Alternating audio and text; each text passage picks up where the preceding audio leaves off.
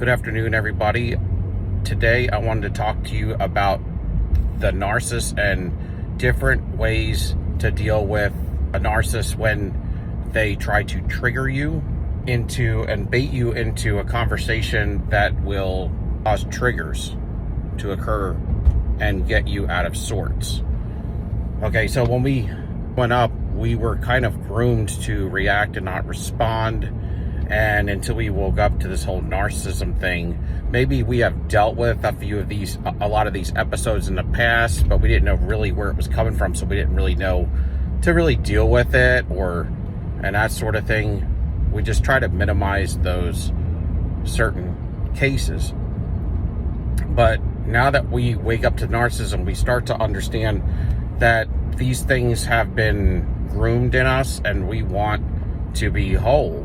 And we've found that there's different ways. As studying into narcissism, we realize what toxic people look like, and you can see it playing out in real time after you get to know the narcissistic personality, the red flags, the way that they will bait you, and the way that they will triangulate you with other individuals. We understand now people that we need to stay away from, people that we don't need to give any personal information to.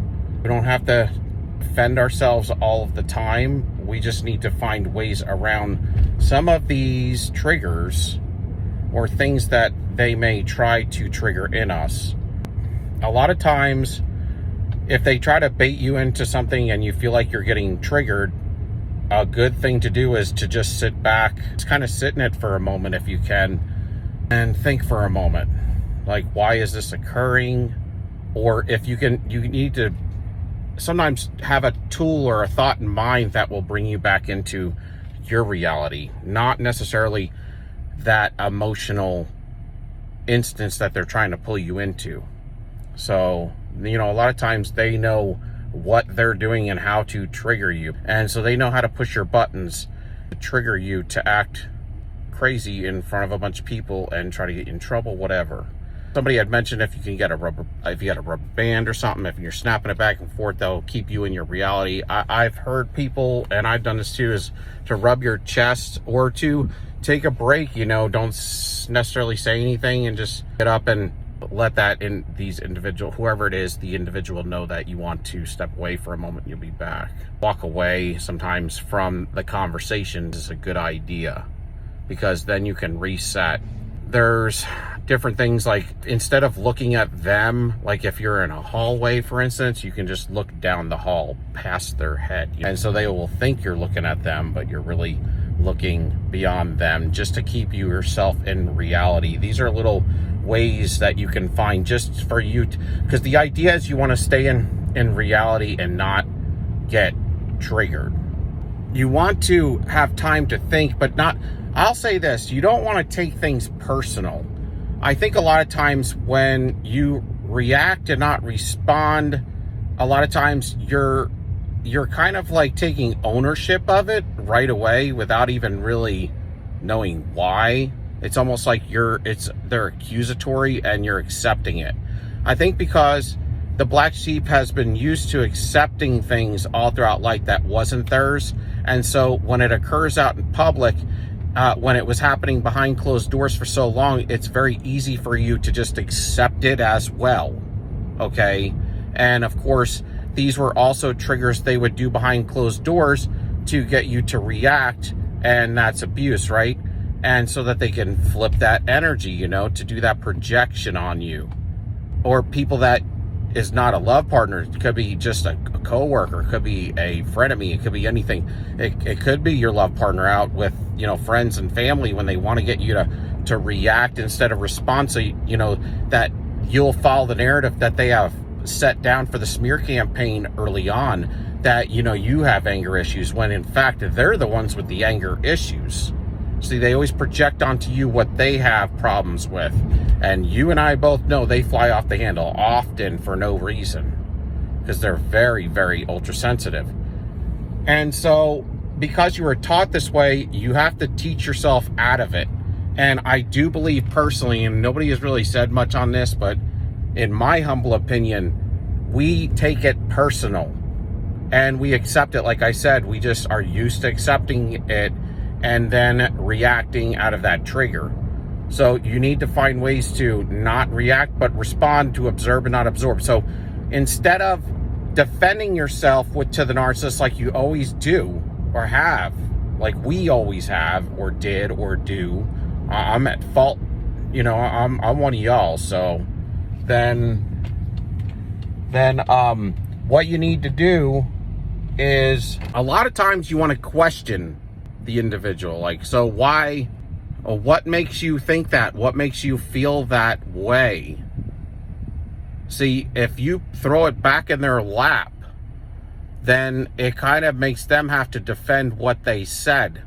And a lot of times individuals like this are not really prepared to do that, because if it's somebody that it depends on the relationship.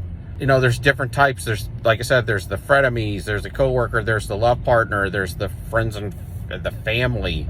There's different reasons sometimes, or different types of relationships out there that, these people, for them to say some of the things they're going to say, sometimes they may not even know you at all, very, very little, but just enough to, because narcissists are everywhere. And they'll do anything to, sometimes, if they don't have a primary source of supply, like we always say, they have to throw it off in people in public. And, people they don't know, and everybody in the world, right? It just starts flying out because they're not regulating their emotions and they have no primary source of supply at home anymore, or whatever. We don't even know them sometimes, but they'll be flinging stuff all over the place. So this could happen from anybody, but why would you have to ask the question, what makes you think that?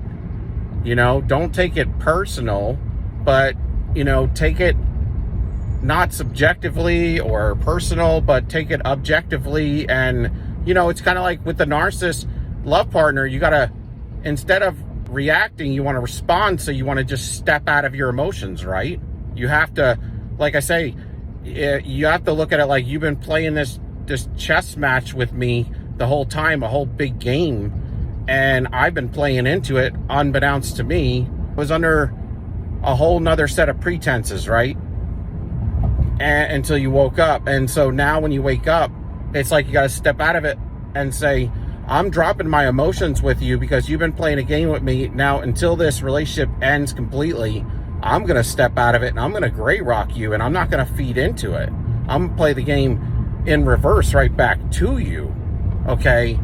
And so, the same thing goes for anybody else. It's like when you start to understand that somebody's trying to trigger you, you need to sit back and ask why.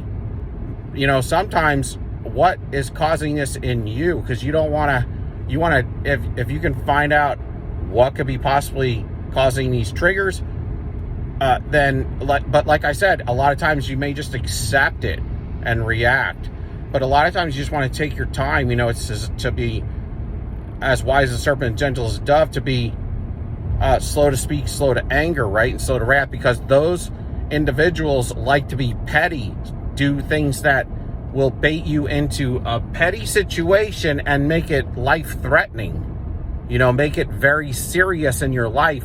If they can get you to react out in, say, in a job or anything like out and about where it really matters, or like I say, they run a smear campaign, they get you to react once or twice out and around those people that they had already talked about you to, and then you look like you're angry because they've triggered you, then that's the thing. So whenever you are getting reactionary, then you are able to be manipulated. So keep that in mind, because this is the thing.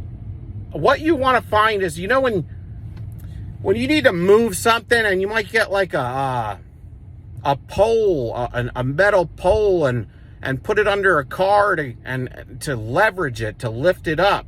It gives you more strength. This is what the narcissist likes to be, in a stronger, more leveraged position than you. And everything that they do, every tactic that they have, is to leverage them. You know, you can pick up twice the amount of weight when you have a metal pole or something helping you to leverage it. Okay? And so you need to be in that, instead of always being the one in the lack or the weak side of it, you have to leverage things, but in a tactful way. And to do that, when you get caught in a trigger, you always have to maybe ask them, what makes you feel that way? And then sometimes you can use like a third party situation as an example of that's not true, you know, but you want to have a solid third party you can use as a witness sometimes to the accusation. The other thing they may say, everybody's doing it, you better get in on it now, and bait you into anything. These are things that maybe you could be a little flaky on. So the thing is we're highly emotionally intact, but you want to be able to control those emotions and be pinpoint. And listen, sometimes the narcissist will try to bait you into a reactionary moment in time also to get you to defend yourself and give them information that they're trying to get from you, like that they're not typically privy to. So if they get you to react in regards to that same subject, then you'll feel like you need to defend yourself and you'll spill the beans and give them everything that they've been wanting, right? Giving them the answers to the stuff that they weren't privy to before. You got to understand, you are not subject to give narcissists any information, you know, that is personal. You don't have to, you really don't want them to be privy to anything in your life. That's why they stalk you. They stalk you a lot of times because they don't have information on you, and they're trying to find angles back into your life, angles to manipulate you, angles to hurt you, and to get you in trouble. So just keep all that in mind, because saying things like everybody's doing it and you better get in on it now, these are like, you know, triggers to get you maybe to give them money for some scheme. It could be anything. So these are never truths. So just try to find ways. You got to find ways to keep your emotions balanced, because toxic people are everywhere. So you need to make sure and don't take things personal, but step out of it and don't get reactionary. And when you get reactionary, you will be manipulated and used for somebody else's benefit, and it's never good for you. So if you can give me a like, subscription, and thumbs up, I love y'all. Peace, and soldier up, stand tall, we out. One more thing, when you're dealing with these fools, you want to look at your positioning. You want your back straight, because your posture says everything. Even if you don't feel confident, make it look like you are.